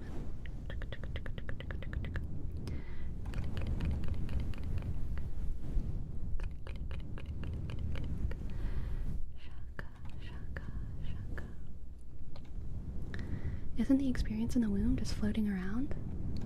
Isn't the experience out the womb just walking around? I don't know. They can hear in there. They probably feel, jostling around. Like, sure.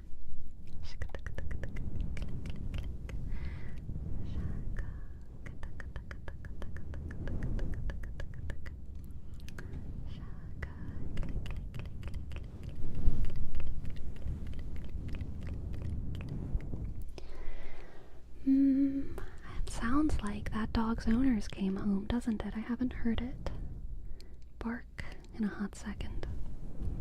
Still going to the gym? Yes, today was my rest day. Yesterday was also my rest day. But tomorrow is leg day, and we are going hard tomorrow. Going hard. Tomorrow is heavy squats day. Heavy squats day. What are your thoughts about Pisces risings? I love Pisces energy. I do. They are probably one of my favorite signs. Are there ever squat days that are not heavy? Yeah, sometimes I do. Basically, I have two different leg days. One is more glute focused and one is more quad focused. And so my heavy squat day is my quad focused day. And then my glute days, I still do squats, but I don't do them as heavy.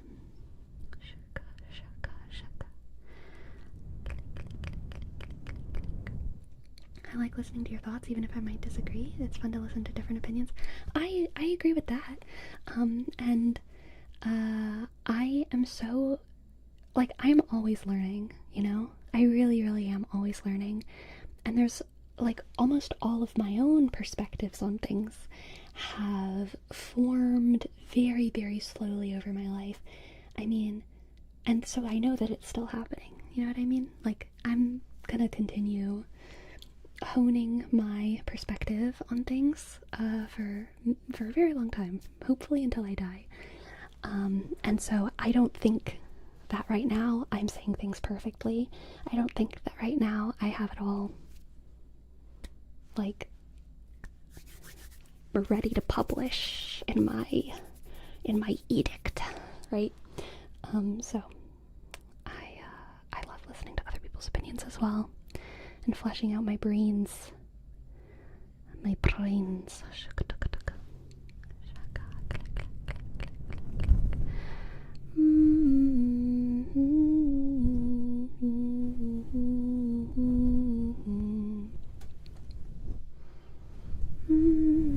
Are an Aquarius and a Libra compatible with each other? I don't think, like, if you're just talking about, like, sun signs, like, I think all signs are compatible or incompatible, potentially compatible. I feel like you need so much more data to know. Like, one could talk about what a compatible relationship looks like between an Aries and a Libra, and talk about what an incompatible relationship looks like between an Aquarius and a Libra. And both of them are like fairly likely, you know, depending on the rest of the chart.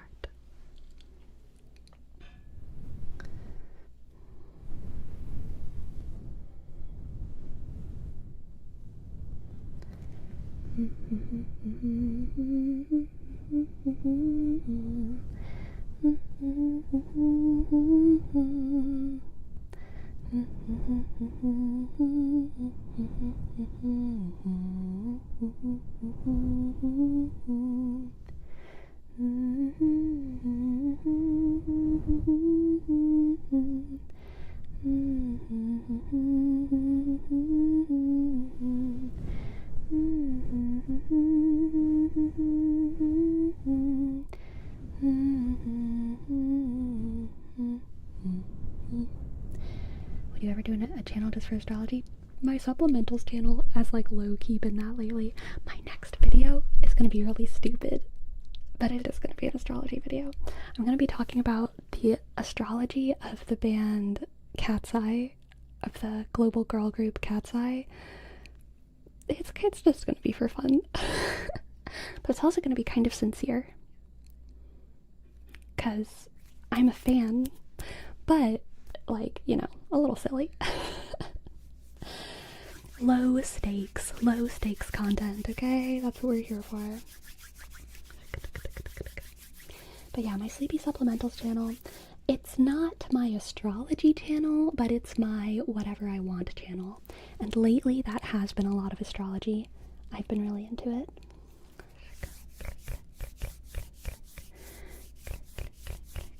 Since you're an avid reader and have such a wonderful imagination, thank you.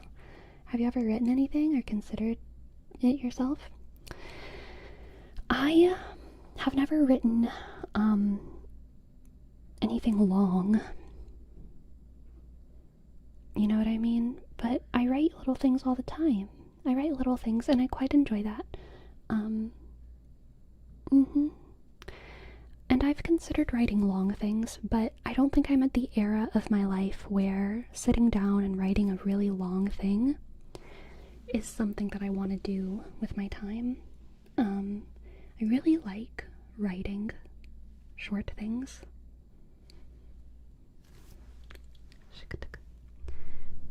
What do Cat's Eye? I almost called them Fat's Eye. Jesus. Cat's Eye fans call themselves? Icons. Does the song you hummed just now have a name? I have no idea what I was humming. I think it was just like a conglomeration of a million old songs, but I didn't have like a specific thing in my head. It's spelled like that, like that, like that, like that, like that, like that. Shaka, shaka, shaka.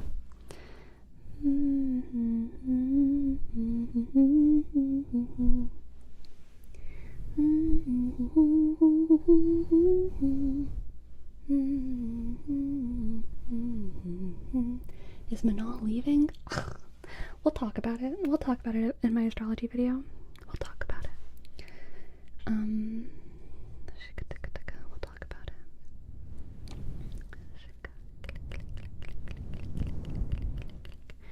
Is it worth taking creatine for muscle growth? It's cheap enough that, in my opinion, in my non-professional opinion, I think it's worth it because it has the most research behind it as something that gives you like a significant performance and whatever increase. Even if it's not something that you'd notice with your raw bare eye, it helps a lot with strength and performance, and with brain health, with brain stuff, all that stuff. It's just been so highly studied, and it's so inexpensive that I feel personally like it's worth it. It's worth it for me. But if your standard is just like, I just want to be a healthy person, then it's obviously no. Like, the David in the statue of King David, he was not taking creatine, okay? So, you're probably fine. Have you ever been to Wales? No, I would love to, though. I would love to go to Wales. Is there something you eat or drink before working out to help the session? I am a breakfast person, and I am not a dinner person. I don't really like purposefully like intermittently fast or whatever. If I'm hungry at night, then I'll have a snack. But I really do like eat. I eat breakfast, and then I go to the gym, or maybe I should say, like, I eat, like, I have like a serving of protein powder and some kind of carb before I go to the gym. And then I go to the gym in the morning, and then I come back and eat breakfast, and then a couple hours later I eat lunch, and then I have a snack, and then I don't really eat dinner. Like, that's kind of how it goes for me, usually. So I'm a big fan of, like, fueling myself in the morning and having that energy throughout the day and having a really strong start. It just helps me, like, have a really strong start, you know, to the day and get all my work done, and then just, like, wind down when it's time to wind down. But I've always been a breakfast person. Like, I remember even just in school, like elementary school and high school, I felt kind of self-conscious because I learned at some point that, like, a lot of my friends weren't eating breakfast, and I know this is just like a psycho crazy Catholic guild girl, high school girl politics thing, but whenever I learned that a lot of the other girls weren't eating breakfast, it made me feel self-conscious, because I was like, if I didn't eat breakfast, I feel like I would die. Like, how are these girls not eating breakfast? How are they functioning? And so I felt so self-conscious, but eventually I've just embraced it. I'm a breakfast person, not too much of a dinner person. Catholic guilt is a psyop. Yeah, it is. It is for sure.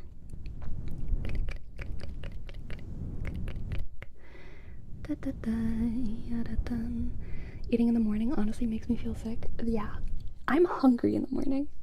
Like, half the time, maybe not half the time, but like a lot of the time, I wake up and I'm like, that's part of why it's so easy for me to get out of bed, is because my alarm goes off, or I might just naturally wake up and I'm like, time to get up and eat some food. I'm hungry.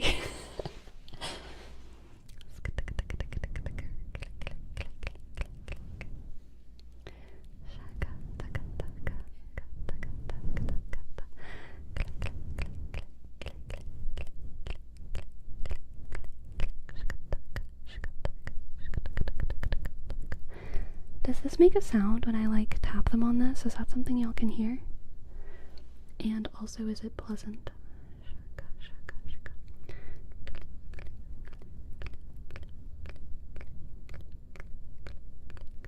Yes and yes. Good. Good to know. Good to know. Good to know. The answers to all of your questions of what do I eat when? It's apples. Apples. Okay? Look. You know what? I'm not going to defend myself when no one's even accused me of anything, alright? Just apples. Squash when they're in season. Squash when they're in season. Melons when they're in season. I love summer for my melons, and I love fall for my squash. Oh, the dreaded winter and spring. It's a lot of apples. And protein powder and tofu and carrots and celery and broccoli and cauliflower. Am I skipping any core foods? I think that's basically mostly what I eat. I think that's basically it. I mean, this week I did make a casserole. Okay, so like once a week I usually bake some kind of like dessert thing, and I also like to make some kind of like savory meal thing, and I'll kind of eat that like throughout the week as well. But I don't like meal prep and have like a million different like little Tupperwares of a million different things. I have like one thing in the fridge every week that's like pretty good. Like one thing of like fried rice, or this week it was like a gnocchi casserole or some kind of potato dish. I made like falafel. I made like Impossible ground meat was like on sale at the store. It comes in like a little like log like this, and it's frozen. And I made like a hybrid of falafel and meatballs with it, because I smashed a bunch of chickpeas with my hands, and then it was actually so delicious. I'm gonna give you all the full recipe, okay? I roasted a whole clove, not a whole clove, a whole head of garlic. You call it a head of garlic, right? I roasted a whole head of garlic. And then I put that entire head of, and then I took 2 cans of chickpeas, and I smashed them. It works really well if you smash them with your hands. And if you're smashing chickpeas with your hands, you want to do it before you add anything else in. Because if you add in your oil and your spices and your everything else, it'll slide and it'll make the chickpeas harder to smash. So I prefer doing chickpeas, and then I smash them with my hands. Smash. And there's still gonna be some bigger chunks of chickpeas. I'm not trying to get it perfectly homogeneous. So it's like a chickpea smash situation. And then I put in that entire head of garlic that had been roasted, and then I put in that entire log that was like this big of Impossible spicy whatever beef. And then I mixed all that together, and I put some like salt and pepper in it, and then I rolled it into like balls, and that's basically it. I prepared them in a couple different ways when I actually wanted to eat them. I air fried them, which was good. I tried to fry them in a pan. That was probably best, but like, you know, pan frying, I feel like it's more work, and I was being pretty lazy. And then my laziest day, I just like microwaved them, and that was the worst, but it was the easiest. And it tasted good. It tasted good all 3 ways. So yeah, it was like a mix between like falafel and meatballs. I don't know, but those were really good and very simple.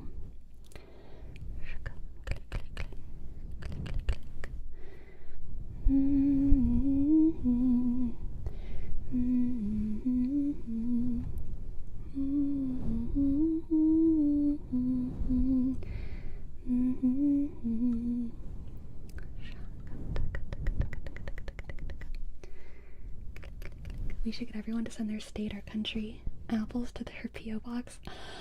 Ugh, don't excite me, okay? Once someone did send me apples. Someone sent me apples once, and it was so nice. They sent me like a box of apples. They weren't local to them, they were local to me. Someone found like an apple orchard near me-ish, and they sent me like a box of apples from them so that they would be fresh, I think was the kind of theory behind there. That was really nice. But I can indeed afford my own apples. It's part of why I love them. So, yeah. No requests for apples.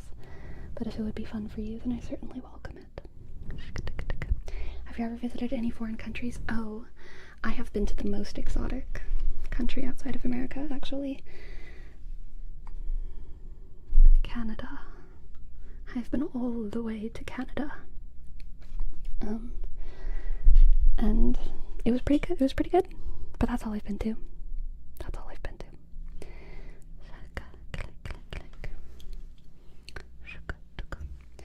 You were not worried about them guessing where your region is? I mean, I already have my P.O. box listed, so, you know, that kind of, my region is publicly known, and I'm okay with that.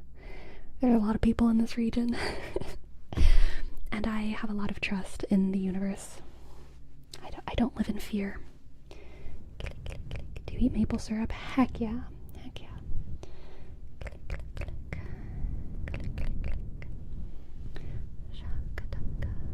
Oh, mangoes from India.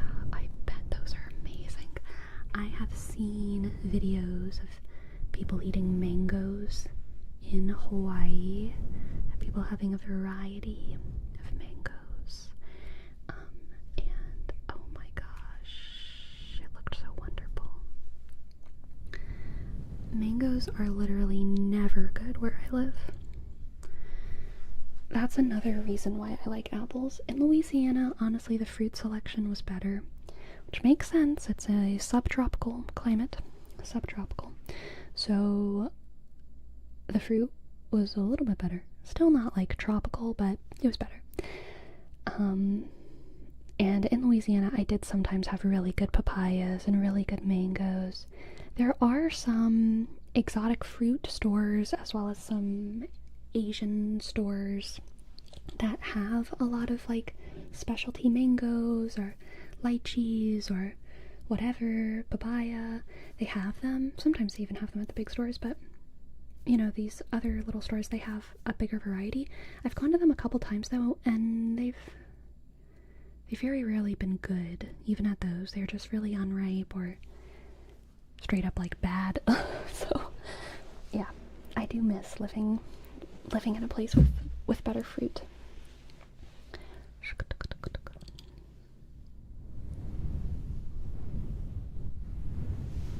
Have you ever had fruit from the local region and thought, I don't know what I was eating before, but these are not the same?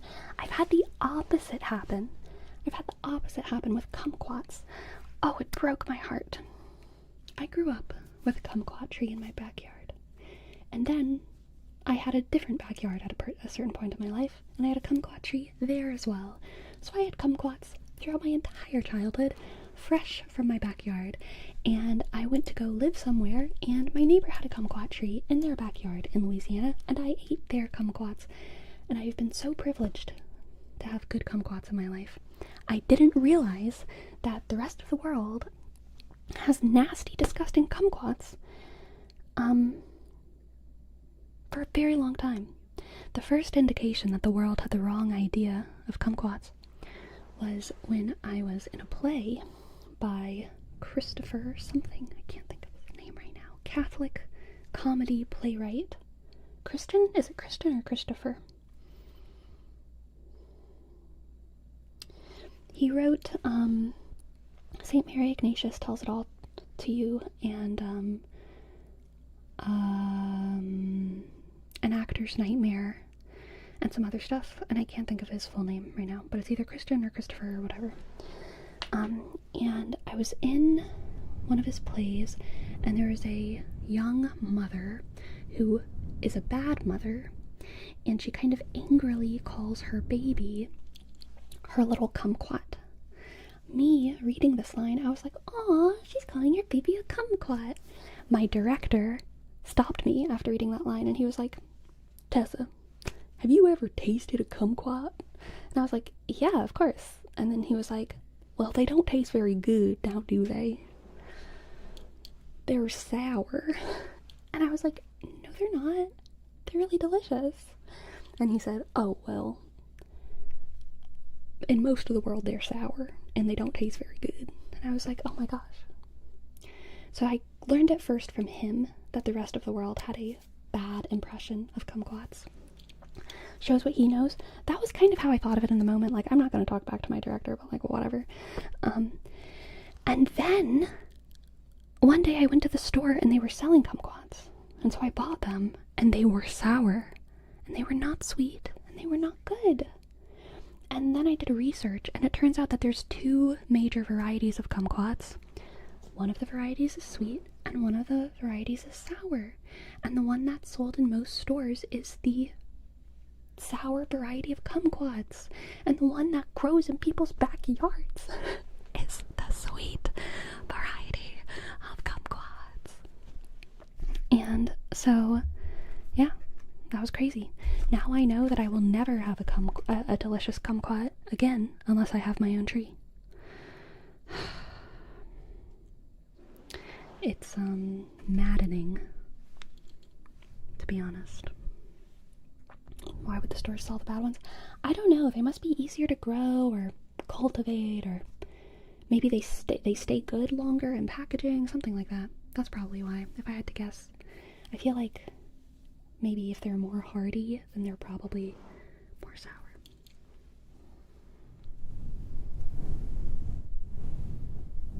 I should become Quadri to Sleepy's P.O. Box.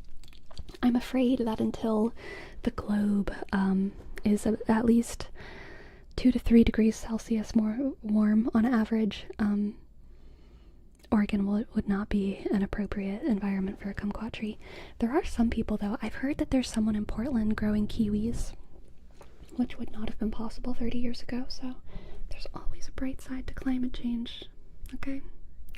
Don't let them fool ya. You can grow kiwis in Oregon.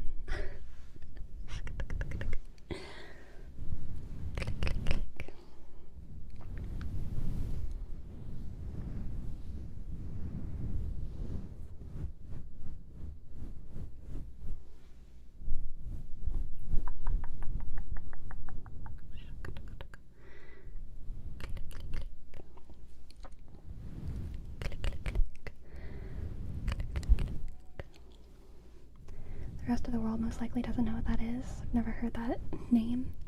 Kumquats, they're little orange citrus.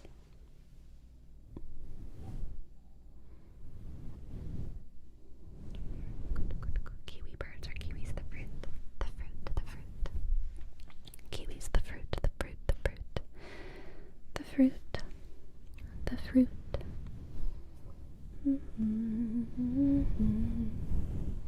Another orange fruit. I know, I know. So with citrus fruits, even though they are orange, they don't taste like vitamin A. I think they taste like vitamin C, right? But it's the mostly vegetables, the vegetable fruit, that I can taste the vitamin A on. So it's like sweet potatoes, carrots, squash. I can taste the vitamin A. They're all delicious, delicious, delicious, delicious.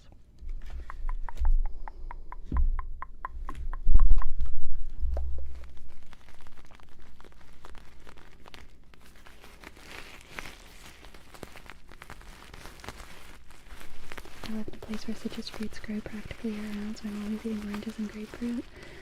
Oh, I used to go on walks in the neighborhood, my neighborhood in Baton Rouge, Louisiana.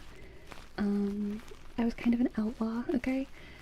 Dude, no, I was actually just socially awkward.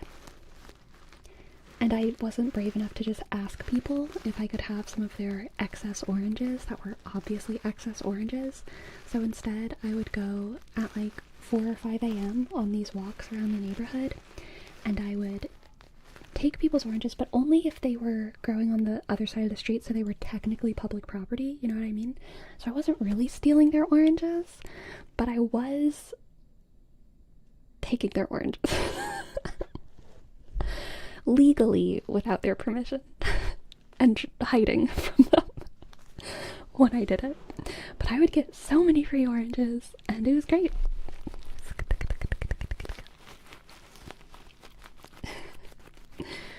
They were obviously excess too. I would never pick oranges from a tree that looked like it was regularly being eaten from, but you know, there's just too many oranges down there. They were falling all over the ground and all that.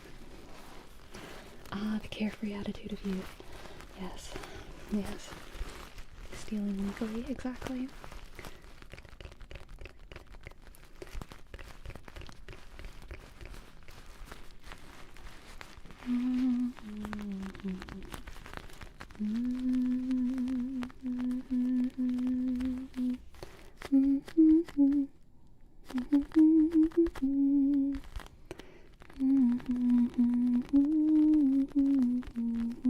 Do you still have the light pen for triggers? I do, and I use it in my videos quite a bit, quite a bit, quite a bit.